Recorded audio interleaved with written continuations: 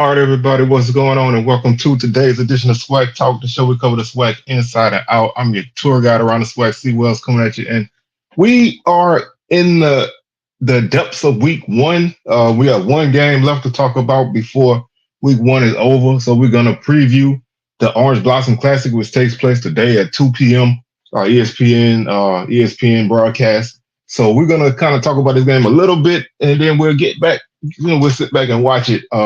We'll have a recap of all the action of this past week, probably on Monday.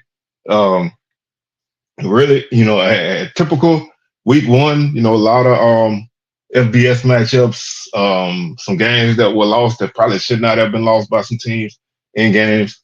A big win for TSU, though, snapping their 9-game losing streak to Prairie View. So we'll talk about that. Also, FAMU had another battle that they had to survive against South Carolina State. But those were the two teams from the SWAC that won this week. So there's not a lot of fanfare in the league as a whole right now. But we'll recap those games probably on Monday. Tuesday, we'll have our first HBCU top 10. Wednesday will be our week two preview. And then Thursday is SWAC Smoke. Live 6 p.m. Central, 7 p.m. Eastern, and also Sunday is our week two recap. So that's the week in a nutshell. I'm gonna also have the week two pick'em contest probably dropping sometime early in the week. Once we tally up all the scores from this week, and then get it all together for the next week. So we'll continue with that as well. So let's go ahead and jump into this game, man. Not going to spend a lot of time here today. Recouping from last night, busy night of football. So we'll talk about this game between the North Carolina Central Eagles and the Alabama State Hornets. This is the first ever matchup between these two teams. So this is a brand new, fresh matchup, something that you don't see too often anymore. But these two teams are both picked pretty highly in their respective conferences. North Carolina Central is picked to win the MEAC this season, and Alabama State is picked to win the East Division of the SWAC coming into this season. So North Carolina Central is led by Trey Oliver. He's in his 5th year at North Carolina Central, and Eddie Robinson is the head coach at Alabama State. Both of these guys are coaching their alma mater, so that's something that you don't really, you don't get too often a matchup with guys coaching the school that they went to. So this is a pretty interesting matchup. Both teams are kind of starting over to an extent. North Carolina Central, they are returning 9 starters this seat from last season. 5 on offense, 4 on defense. Some big offensive losses. Obviously, you're losing Davis Richard at quarterback, which is the biggest loss that they have. But they're a team who is gonna be, they're gonna be a team that's gonna be aggressive on defense. They're gonna run the football on offense, and they're gonna continue to kind of make some things happen and be opportunistic. They do have a new starting quarterback. His name is Walker Harris. He did start against Valley last season, the Circuit City Classic. He threw 5 touchdowns in his only start last season with 66.1 completion rate. Jamari Taylor is a running back. He had 71 carries last season for 321 yards. 16 receptions for 229 yards and 4 receiving touchdowns. So he's a threat out the backfield. Defensive back Cole Jones is a 5'10", 195-pound junior. He has 57 tackles last season, 5.5 tackles for loss, 2 forced fumbles, an interception, and a pass breakup. Defensive lineman Jaden Taylor, he's a 6'1", 275 redshirt junior. Finished with 51 tackles, 21 solo, 8.5 tackles for loss, and 4 sacks with 3 quarterback hurries. Also, Max Urin is 6'2", 230-pound redshirt junior. He had 40 tackles on the season, 21 solo, including 1 tackle for loss, 1 sack, 1 pass breakup, 2 quarterback hurries, a forced fumble, and a block kick. Juan Velarde is the senior kicker. He is taking over that job this season, and Hakeem Davis had a MEAC high 6 receiving touchdowns last season. He's a senior, 6'4", 195, had 36 receptions for 431 yards on the season.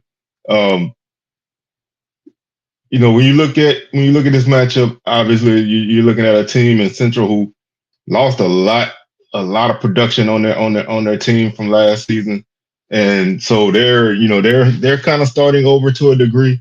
Bama State, Bama State's a team who had one of the top defenses in the conference last season. I don't expect that to really change too much. Um, Offensively is where everybody's mind goes when you talk about Bama State right now. Um, you get Andrew Body transferring over from Texas Southern, so that kind of reinvigorated this team. In terms of offense, new offensive coordinator. They do have Marcus Harris at running back, and a couple other guys who are gonna fill in those spots. But for me, this matchup is honestly, I think Bama State's defense against Central's offense is the matchup that I'm most interested in. Alabama State, if they can make Central have to drive the ball and um, make Walker Harris uncomfortable, then I think they have a good chance in this game. They really, like I said, with so many new guys on this Central offense, Bama State with the continuity that they have returning James Burgess in the secondary, Traquan Thomas. Also, they brought in Rico Dozier on defense. I think this defense should be able to keep Bama State in the game until the offense can find a rhythm. Um, and again, this is a defense from Central who is not returning a lot of starters, so they're also kind of starting over. So Bama State has to take care of the football. They have to start fast. They have to, they have to kind of be what they weren't last season, which is an offense that can score points. Um, I don't think you need to score a lot of points in any game to win with the defense they have. And I don't really think this is going to be a game that's high scoring unless something happens. Um, I've said it all week, and I continue to say it. This is a narrative game. This is a game where the loser is going to be viewed depending on how the game goes. This game is more than a two-score game. The loser, I think, is going to really take a tumble in terms of perception, and the winner is going to jump really high in terms of perception in their respective conferences. To me, this is a great first game for both teams. What better way to find out what you have than to play against a team who is predicted to be one of the top in their conference. So this should be a knockdown, drag out game. It should be a physical game. I think both teams will try to run the ball in this game, and get themselves going that way. And we really don't know what to expect from either offense because the only game we have to draw on with Walker Harris at quarterback was against Valley last season. And Valley, they were game, but they just, they couldn't hang. So he threw 5 touchdowns in that game. So he does show the potential to be able to air it out. And this was an offense last season that averaged 218 yards through the game, 18 yards through the air per game. So they were capable as a passing offense and relatively balanced. Defensively, they were they kind of struggled against the run last season, and they were pretty solid against the pass. So if you can move the ball on the ground against this team, that would help you set up your passing game if you're Bama State. Then like I said, this is the first game, and we really don't have a lot that we can glean from prior things with either team with so much newness for each team. So these are the kind of games I like to watch.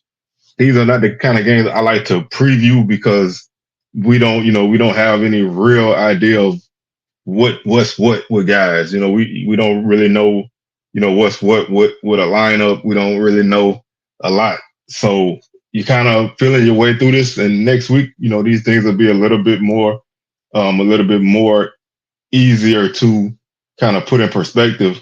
Um, so with that said, like I said, I like Bama State in this game, but I still like Central because I think they have a little bit more continuity on offense with guys who have played together in a game situation. Um, I know the last scrimmage, Bama State had Andrew Body. He was out. They rested him, so we don't really have that long term continuity with him and his offense, new offense coordinator, all of that. I think that's going to cause a couple hiccups. Maybe not enough to really sway the game one way or the other, but I'm going with North Carolina Central in a game like 21-17. I think it's going to be a low scoring game. I think it'll be a fourth quarter game. Probably a late score decide this game. Obviously, whichever team wins the turnover battle should win this game. Other than that, I would look for a few big plays in special teams. A guy like Robert McMahon could really be a difference maker for Bama State with his return skills. And to me, that's one of those guys that can really change a game. With a big return, whether it's for a score or just for some extra yardage. So I think that's one of the key things to look out for, because in terms of North Carolina Central, they're losing their key they're losing their top return guy. So the opportunities are unknown for them, in terms of the return game. So I think that's an advantage for Bama State. The kicking game has to be better. Last season, the kicking game was inconsistent at best. So I'm interested to see how this thing turns out, with both teams. So with that being said, I'm your tour guide around the SWAC. Sewell signing out. And like I said, we'll be back tomorrow to recap all the games from this past week and get ready for week 2. So with that being said, I'm your tour guide Sewell signing out, and I will catch y'all on the rebound. Peace.